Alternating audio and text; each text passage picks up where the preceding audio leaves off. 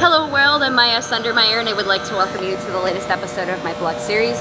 So far I have shared my experiences of what it's like for me to live with autism. I now like to give tips to parents and individuals on the spectrum and to teachers and to potential and current employers and to mentors and family members such as siblings and aunts and uncles and other forms of extended family, because my blogs are going into parent to parent of Georgia, and I am trying to raise autism awareness as well as be a voice to the autism community, and especially right here in Georgia, because there are lots of rural areas that have very limited supply to access, and it's really sad.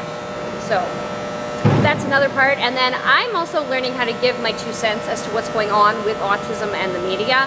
And finally, I enjoy covering topics that I am passionate about that have absolutely nothing to do with autism whatsoever. So I like to use my blogs as a hobby as well. And in this blog, I would like to do a little duo. And the first duo is I'm giving my little tips, and the second one is I'm giving my 2 cents on the media. And what I was going to mention is that you guys know that Jerry Seinfeld, who's a big supporter with Autism Speaks, most recently self-diagnosed himself with Asperger's syndrome, or very mild autism. And instead of having a very negative attitude, he chose to have one very positive. He didn't think of autism as a disability, he thought of it as a different way of thinking. And of course there was a big uproar with the autism community with a lot of the parents.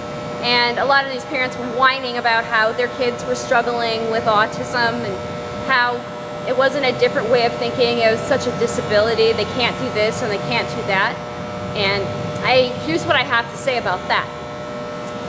Okay, yes, I'm sorry that your child has a severe form of autism, and I'm sorry that they struggle. But don't you think that you are focusing a little bit too much on the negative?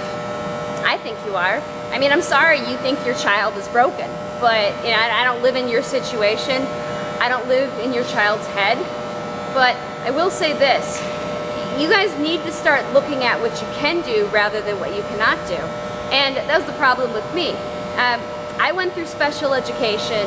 I went through the Department of Labor's vocational rehab, and I was disabled by our special education systems and by our employment systems. Both of them looked at the deficits. They didn't really look at me as a person. They looked at somebody who has a very low IQ that would struggle in physics or would struggle in mathematics. I would never be able to live on my own. The older I would get, the more help I would need. It was just backlash after backlash after backlash of negative stuff. I mean, it got to the point where I didn't even want to hear about being autistic anymore.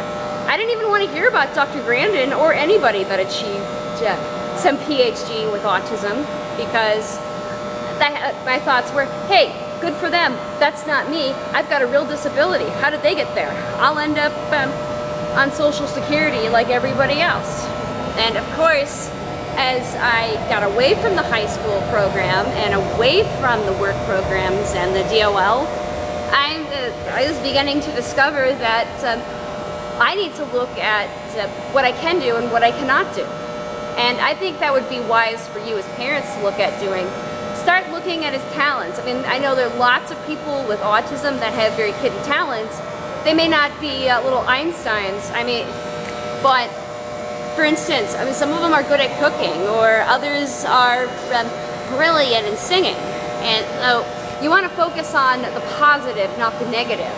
And you also want to work on teaching them various social skills and possibly giving them little jobs. I mean, I'm not talking about some high geek job.